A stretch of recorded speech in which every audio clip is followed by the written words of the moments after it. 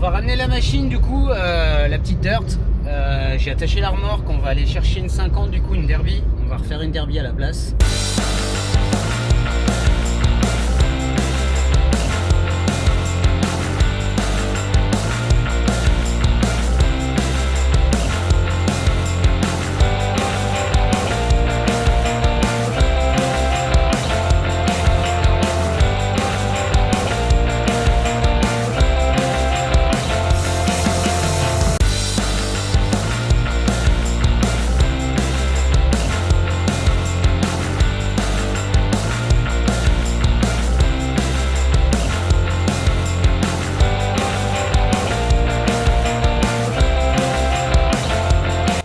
Enfin le soleil, il fait chaud. Bon, j'ai un 125 à refaire là, j'ai la transmission qui a lâché et puis examiner si tout va bien sur le reste. Sinon, il y avait tout qui avait été refait dessus, il a été remis à neuf.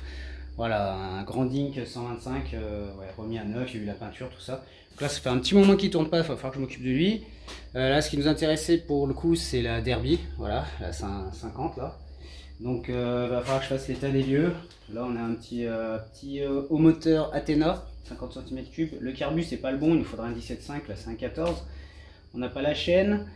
Qu'est-ce qu'il y a? Il faudra contrôler tout le faisceau électrique, bien entendu. Il y a les joints de fourche qui sont nazes, donc à changer. Là on a tout le système de freinage qui est enlevé, mais je l'ai dans le carton de pièces, voilà. Et il y a le pot aussi, il manque un embout sur le pot. Les poignées seront à changer. Allez, on y croit, ça commence à prendre forme. Bon, on se retrouve à l'atelier, ça y est. Aujourd'hui, on va s'attaquer, avant de commencer la derby et le check-up, on va s'attaquer au 125. Donc la transmission a lâché, la transmission finale. Donc je vais démonter tout ce qu'il faut pour avoir accès à la transmission.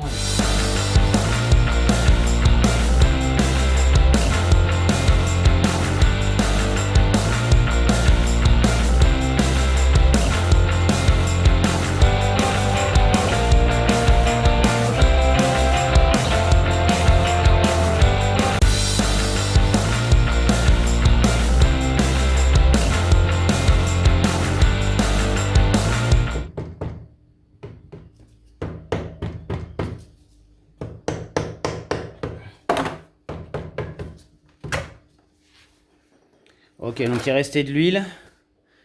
Donc si le bouchon est obstrué, c'est bien qu'on a de la matière. Donc ça avait été fait il n'y a pas longtemps, cette transmission. Okay. Ah, si, je vois. C'est ce roulement qui a lâché. Ici. Ok, on peut voir les billes là. Ok, donc c'est pas gravissime. Il va juste falloir ressortir l'axe et ce roulement, remettre un roulement sur cet axe. Donc on montera la presse et on réinsérera dedans. Ok, sinon tout est ok en fait. Donc le roulement est éclaté car il a été monté de force en tapant sur l'axe. Il aurait fallu le monter à la presse. Je pense, parce que j'avais eu une fuite d'huile, on n'avait plus d'huile, du moins plus la totalité qui est de 180 ml. Que le joint aspi qui avait été changé aussi de ce côté a dû être percé. Là on peut voir que le joint aspi a été poussé de sa gorge. Je dois sûrement, voilà, pour l'enlever comme ça. Il n'est pas vraiment abîmé, mais pour être sûr on en remettra un neuf, quand même, c'est certain. Voilà. Et maintenant on va constater les dégâts sur l'usinage. C'est quoi, mais... On a quelques petits accros ici. Je vais mettre du nettoyant frein et on va regarder ça.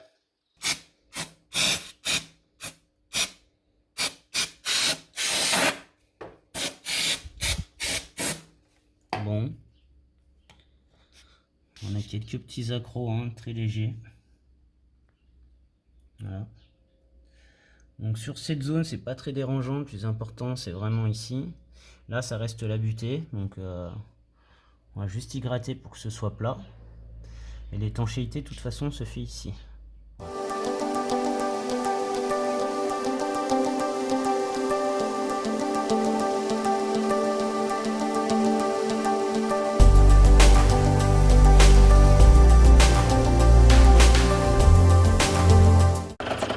Bon, la HM est de retour. Bon, alors son propriétaire, c'est sa première 50, donc il a un peu de mal.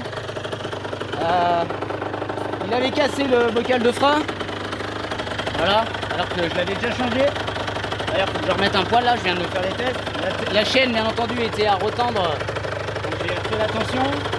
La béquille, bah, les béquilles, c'est toujours un problème hein, sur les 50. Donc du coup, j'ai été obligé d'adapter sur une patte ici. Avec des rondelles indesserrables et carrément une vis pour la buter. Et si ça se redessert dans le temps, je referai un cordon de soudure. Voilà, le carburateur a été bouché parce qu'il y avait de la poussière dans le réservoir. J'ai vidé, effectivement, je l'avais pourtant déjà vidé, mais j'avais pas enlevé le filtre. Le filtre est bon, il y avait du sable. Donc j'ai tout vidé et nettoyé le carbu. Voilà, il avait cassé un clignotant aussi en sortant du garage. Donc on a changé les deux clignotants du coup. Ça m'a fait des cosses en plus. Ce rétroviseur est fin, bon c'est pas le top, hein. Je comprends bien ce qu'il me dit, ça vibre et on voit pas grand chose. En tout cas il arrêtait pas de se desserrer, j'ai mis du frein filé. En tout cas la machine tourne nickel hein, là, j'ai essayé. C'est un régal. Vraiment un régal. Bon, allez. Maintenant il va falloir que je range tout ce bordel et que je me remette sur 125. Ouh.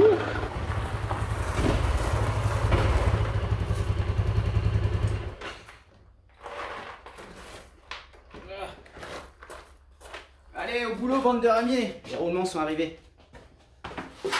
Bon, après moult péripéties, ça y est, les roulements sont arrivés.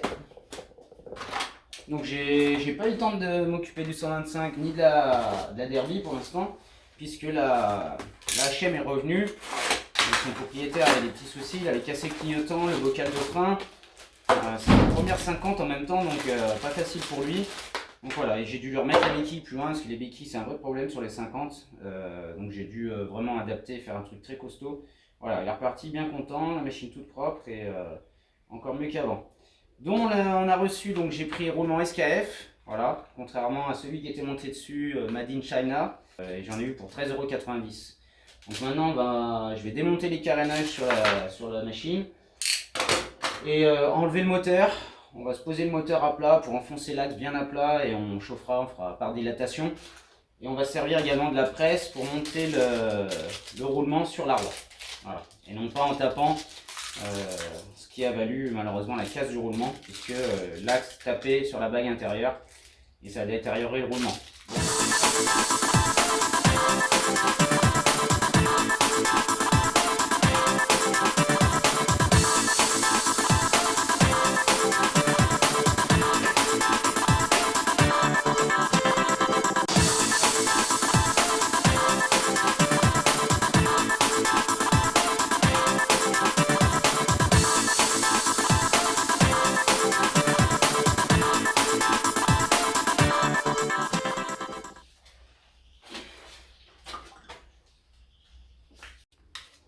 Bon, vu que la cage est cassée, je vais chauffer un petit peu le roulement parce que j'ai peur que la bague intérieure reste.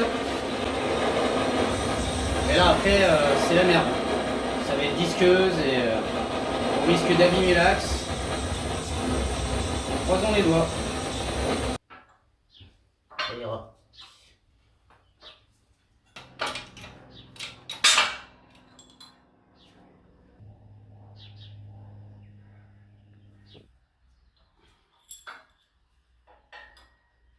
En faisant ce procédé, on peut l'installer tout seul. Mais bon, vu que ça finit toujours mal, qu'il manque un peu,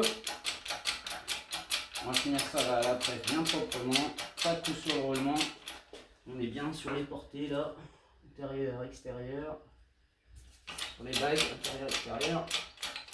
Allez, c'est parti.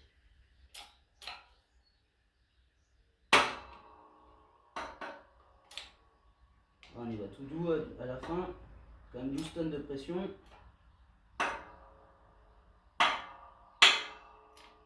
Voilà, là on est à fond là. Ouais. On resserre.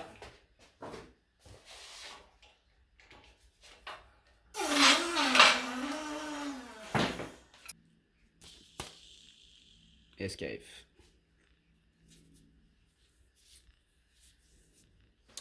Yeah, génial. Bien content. Le roulement est bien lâche, bien loose, bien libre. Allez, on va installer ça maintenant sur la boîte de réduction, mais avant, on va nettoyer la portée.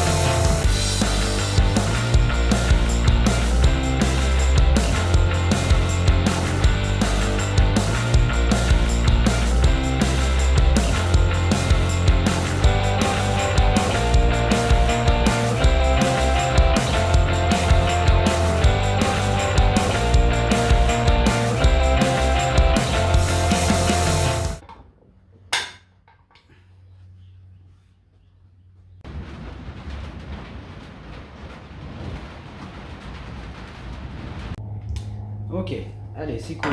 Ça refroidit. Maintenant, on va monter le joint spi. Hop.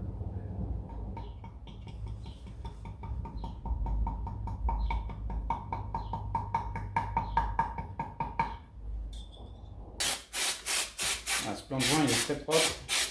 J'aurais que l'autre à nettoyer. Bon, malheureusement, ce roulement est mort. Donc, il va falloir le changer aussi. Il fait du bruit et puis il tourne plus. Je l'ai bien lubrifié, j'ai tout fait. Donc, bah, va falloir commander cette pièce avant de pouvoir remonter le reste. Bon, j'ai retiré le roulement de du carter, le couvercle du carter de boîte de réduction. Voilà, celui-là, là. Non, ça c'est le neuf. Voilà, celui-là.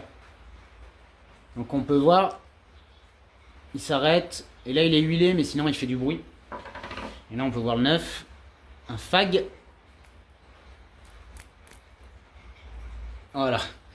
Donc ça, excellente marque aussi, fag, une marque portugaise. Donc je vais mettre un petit moment au frais mon roulement. Voilà, dans un sachet. À moins 23. Je vais le laisser une petite demi-heure.